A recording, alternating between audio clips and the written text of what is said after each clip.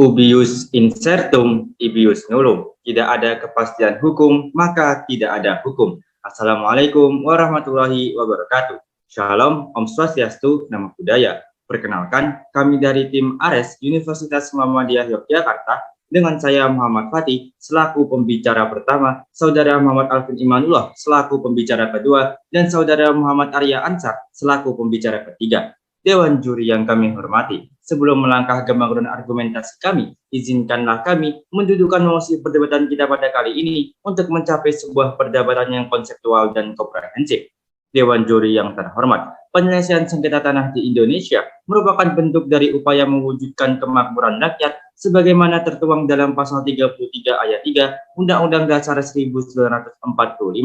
Hal tersebut kemudian dijawantahkan dalam Undang-Undang Pokok Agraria Nomor 5 Tahun 1960 yang mengatur tentang konsep penguasaan tanah di Indonesia. Dewan juri yang terpelajar untuk mewujudkan amanat konstitusi tersebut. Pada umumnya, kasus sengketa tanah diselesaikan melalui proses pengadilan umum dan pengadilan tata usaha negara. Akan tetapi, pada faktanya, mekanisme yang berjalan saat ini justru tidak mampu memberikan kepastian hukum dikarenakan proses litigasi yang berjalan lamban dan mahal. Hal itu disebabkan oleh penumpukan kasus di pengadilan yang meluas hingga ranah pidana. Data yang dikeluarkan oleh Kementerian Agraria dan Tata Ruang menyebutkan sejak tahun 2018 sampai tahun 2020, dari 8.625 kasus sengketa tanah, hanya 63,5% kasus yang berhasil diselesaikan. Fakta tersebut tentunya bertentangan dengan asas peradilan cepat, sederhana, dan biaya ringan. Oleh karena itu, Dewan Juri yang terhormat, maraknya kasus sengketa tanah yang tidak kunjung selesai mendorong wacana pembentukan pengadilan khusus untuk penyelesaian sengketa tanah demi mewujudkan peradilan yang adil sebagaimana pasal 28D ayat 1 Undang-Undang Dasar 1945. Namun, wacana pembentukan pengadilan khusus sengketa tanah menuai pro kontra dari kalangan akademisi maupun praktisi hukum, yang mana dari pihak pro mendalilkan bahwasanya pengadilan khusus merupakan solusi yang tepat untuk menyelesaikan sengketa tanah. Di sisi lain, pihak kontra secara tegas menolak wacana tersebut dikarenakan pengadilan khusus tidak menyelesaikan substansi masalah dan berpotensi menimbulkan masalah baru dalam persoalan penyelesaian sengketa tanah. Dengan demikian, mekanisme yang berjalan saat inilah merupakan solusi yang harus dimaksimalkan. Dewan juri yang kami hormati, mengingat penyelesaian sengketa tanah merupakan persoalan terhadap perlindungan hak konstitusional warga negara, maka dari itu, kedua pembicara dari tim kami akan mengupas secara tuntas mosi perdebatan kali ini, baik dari sisi pro maupun kontra, dengan argumentasi yang berlandaskan pada aspek filosofis, yuridis, dan sosiologis. Sekian dan terima kasih. Salam konstitusi.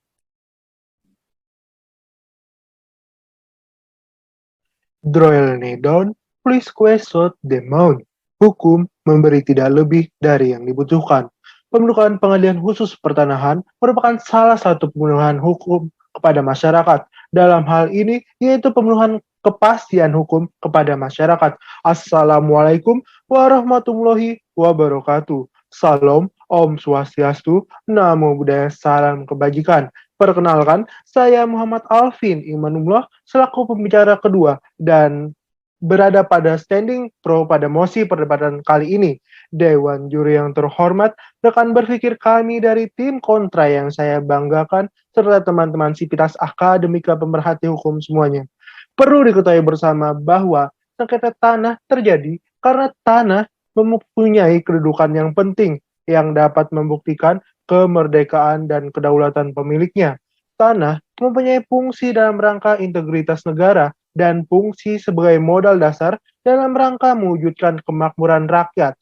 Pentingnya kedudukan tanah bagi negara Republik Indonesia dapat dilihat dalam pasal 1 Undang-Undang Pokok Agraria yang menyebutkan seluruh wilayah Indonesia adalah kesatuan tanah air dari seluruh rakyat Indonesia yang bersatu sebagai bangsa Indonesia. Dewan juri yang terhormat, dalam hal sengketa tanah pada saat ini ditangani oleh peradilan umum. Akan tetapi sayangnya, peradilan umum tidak bisa memberikan kepastian hukum sesuai dengan asas penyelesaian sengketa secara sederhana, cepat, dan biaya ringan. Hal ini dibuktikan dari data yang disampaikan oleh Menteri Agraria dan Tata Ruang Nasional. Interupsi dipersilahkan. Kami mengantar rekan kami untuk membuktikan apakah mekanisme pengadilan khusus dan tim pro buat bakat efektif sehingga tidak ada lagi perselisihan dalam penyelesaian sengketa tanah di pengadilan khusus. Terima kasih atas interupsinya. Sebelum memasuki kepada mekanisme, terlebih dahulu saya akan menjelaskan apa yang menjadi urgensi pembentukan pengadilan pertanahan di Indonesia. Adapun urgensinya berdasarkan data yang disampaikan oleh Menteri Agraria dan Tata Ruang Nasional Sofyan Jalil, masih ada ribuan kasus atau konflik pertanahan di Indonesia. Ia menyebutkan saat ini jumlah tanah sengketa yang didaftarkan sudah hampir 90 juta bidang tanah dan yang berkonflik mencapai 8.000 kasus. Berdasarkan data yang disampaikan oleh Menteri Agraria tersebut, maka dapat dikatakan bahwa peradilan umum tak bisa mengatasi banyaknya sengketa tanah yang masuk. Sehingga inilah yang menjadi urgensi pembentukan pengadilan khusus pertanahan di Indonesia. Interupsi dipersilakan.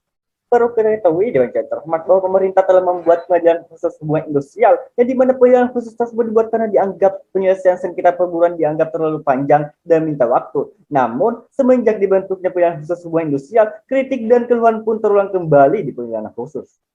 Terima kasih atas interupsinya. Perlu saudara ketahui bersama bahwa di Indonesia pengadilan khusus banyak sekali. Bukan hanya pengadilan khusus hubungan industrial saja. Salah satu pengadilan khusus yang berhasil ialah pengadilan khusus perpajakan, di mana pengadilan ini dapat memberikan kepastian hukum kepada masyarakat. Dewan Juri yang terhormat, izinkan saya melanjutkan argumentasi saya. Setidaknya terdapat 3 mekanisme atau konsep dari pengadilan khusus pertanahan yang akan dibentuk. Adapun konsep yang pertama ialah pengadilan khusus penyelesaian sengketa pertanahan adalah pengadilan yang mempunyai kewenangan untuk memeriksa, mengadili, dan memutuskan perkara tertentu. Dalam hal ini, yaitu dikhususkan untuk menangani perkara sengketa tanah. Kemudian yang kedua, untuk mengadili perkara-perkara sengketa tanah dibentuk pengadilan tersendiri, yaitu pengadilan pertanahan daerah dan pengadilan pertanahan pusat. Hal ini bertujuan untuk tidak membatasi dan mempermudah pemberian kepastian hukum kepada masyarakat. Kemudian yang terakhir, Dewan Juri yang terhormat, dan ini yang terpenting, dalam pengadilan khusus penyelesaian sengketa pertanahan terdapat hakim ad hoc, di mana hakim ad hoc akan diangkat untuk memeriksa, mengadili, dan memutuskan perkara dalam jangka waktu tertentu. Hakim ad hoc merupakan hakim yang bersifat sementara yang memiliki keahlian dan pengalaman dalam bidang agraria dan pertanahan. Berdasarkan konsep-konsep dan mekanisme yang saya sebutkan tersebut, maka pengadilan khusus penyelesaian sengketa tanah dapat memberikan kepastian hukum kepada masyarakat sesuai dengan asas penyelesaian sengketa secara sederhana, cepat, dan biaya ringan. Dewan Juri yang terhormat, berdasarkan pasal 21 ayat 1 Undang-Undang Nomor 48 tahun 2009 menyebutkan pengadilan khusus hanya dapat dibentuk dalam salah satu lingkungan pengadilan berada di bawah Mahkamah Agung. Berdasarkan pasal tersebut, maka pengadilan khusus penyelesaian sengketa pertanahan dapat dibentuk. Dalam hal ini pengadilan khusus pertanahan ialah pengadilan khusus yang berada dalam lingkungan peradilan umum. Sekian, terima kasih. Ubi Societa, Ius, di mana ada masyarakat, di situ ada hukum. Assalamualaikum warahmatullahi wabarakatuh. Salam sejahtera bagi kita semua. Om Swastiastu, Namo Buddhaya. Dewan Juri yang terhormat, kolega berpikir Timpro Pro, dan seluruh sivitas akademika pemerhati hukum sekalian. Perkenalkan, saya Muhammad Ari Ansar, selaku pembicara ketiga yang bertindak pada standing posisi kontra. Sebelum melangkah ke bangunan argumentasi saya, izinkanlah saya terlebih dahulu untuk memberikan lidasan terhadap argumentasi dari saudara Timpro. Dewan Jaya terhormat, dari argumentasi yang disampaikan oleh Timpro tidak memberikan penjelasan mekanisme secara komprehensif tentang apa saja yang dapat dilakukan oleh pengadilan khusus agar dapat berjalan secara efektif dalam menyelesaikan sengketa tanah. Jangan sampai kita membuat lembaga baru tetapi miskin akan implementasinya. Memasuki ranah argumentasi saya, Profesor Maria S. Sumarjono selaku guru besar Universitas Gadjah Mada menyatakan bahwa tidak diperlukan pembentukan pengadilan khusus masalah tanah karena sengketa perdata berkaitan dengan tanah sudah memperoleh tempat penyelesaian melalui peradilan umum. Sedangkan dalam hal pihak yang bersengketa dalam bidang pertanahan adalah orang atau badan hukum perdata dengan pemerintah, maka diselesaikan dalam lingkup peradilan tata usaha negara. Saya pun mengamini Dewan Jaya terhormat bahwa terjadi banyak keluhan di pengadilan dalam penyelesaian sengketa tanah. Namun, hal tersebut bukanlah suatu urgensi untuk membentuk suatu pengadilan khusus. Maka dari itu, saya selalu kontra tidak menyetujui apabila penyelesaiannya dilakukan di pengadilan khusus. Oleh karena itu, mekanisme yang saya tawarkan selalu kontra tidak harus untuk membentuk badan pengadilan khusus penyelesaian sengketa tanah, melainkan bagaimana mengupayakan agar lembaga pengadilan ini dapat berfungsi secara efektif, efisien, cepat, rasional, serta realistis. Karena penyelesaian melalui pengadilan merupakan upaya terakhir, seyogianya alternatif penyelesaian sengketa yang lain di luar pengadilan juga perlu dimaksimalkan. Maka dari itu, mekanisme yang saya tawarkan selaku kontra, yaitu dijalankan sesuai dengan teori Lawrence and Friedman tentang basic legal theory, di mana suatu mekanisme harus memenuhi 3 unsur. Yang pertama, adanya legal substance. Yang kedua, legal structure, dan legal culture. Maka dalam mekanisme yang kami tawarkan dalam penyelesaian sengketa tanah, tanpa membentuk pengadilan khusus dengan memerhatikan hal-hal sebagai berikut. Yang di mana di setiap pengadilan negeri ditempatkan seorang hakim yang semata-mata diberi tugas mengadili perkara-perkara pertanahan. Dan demikian, hakim pengadilan pertanahan adalah hakim pengadilan negeri. Ya, silahkan. Perlu saudara ketahui bersama bahwa hakim ad hoc bersifat sementara. Apabila ia permanen, maka ia dimasukkan dalam kategori hakim karir. Hari ini sebagaimana yang disampaikan dalam pasal 1 angka 9 Undang-Undang Kehakiman.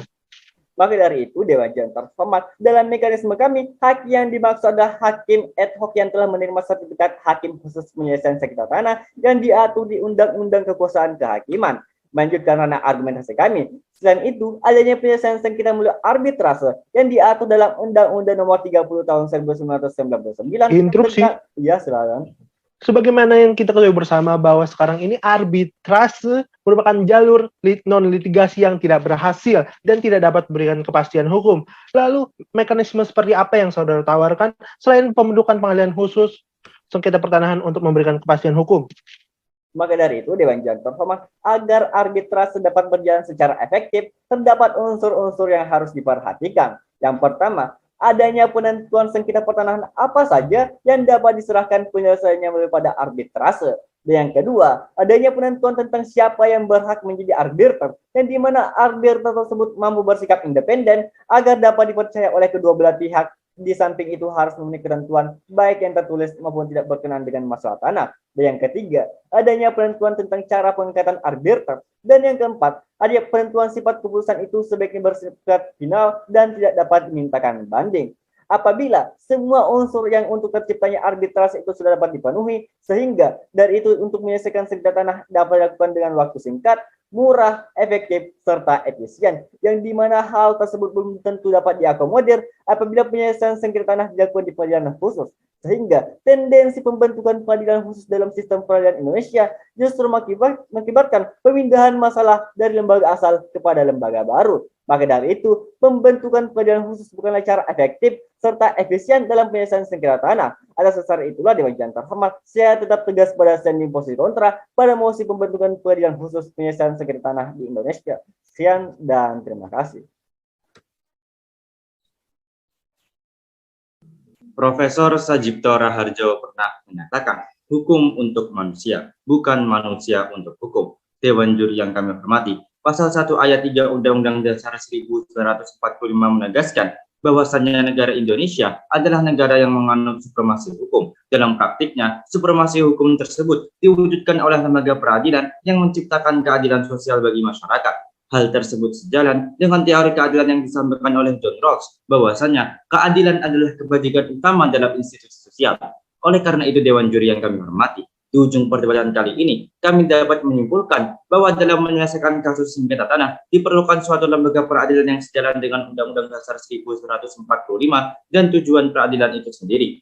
Dalam mewujudkan hal tersebut, apabila solusi pengadilan khusus dibentuk, maka setidaknya terdapat 3 hal yang menjadi keunggulan jika diterapkan dalam penyelesaian sengketa tanah. Yang pertama, pengadilan khusus yang akan dibentuk merupakan lembaga peradilan yang khusus menyelesaikan sengketa tanah. Kedua, agar menciptakan kepastian hukum, setidaknya ada 2 pengadilan khusus yang akan dibentuk, yakni pengadilan khusus daerah dan pengadilan umum pusat. Ketiga, dalam pengadilan khusus terdapat hakim ad hoc yang dipilih khusus untuk menyelesaikan sengketa tanah. Pun Dewan Juri yang terhormat, dalam satu sisi, pembentukan pengadilan khusus bukanlah solusi untuk menyelesaikan sengketa tanah, karena sejatinya solusi yang paling tepat untuk saat ini adalah memaksimalkan lembaga peradilan yang berlaku dengan memperhatikan aspek legal substance, legal structure, dan legal culture. Hal tersebut kemudian kembali diperkuat dengan pemberian sertifikat hakim, penyelesaian sengketa tanah, dan memperkuat mekanisme arbitrase dan alternatif dispute resolution. Oleh karena itu, Dewan Juri yang terhormat, kedua pandangan dari pihak pro dan kontra terkait penyelesaian sengketa tanah wajib menjadi pertimbangan demi terwujudnya lembaga peradilan yang mandiri, adil, dan berwibawa. Sekian dan terima kasih. Salam konstitusi. Wassalamualaikum warahmatullahi wabarakatuh.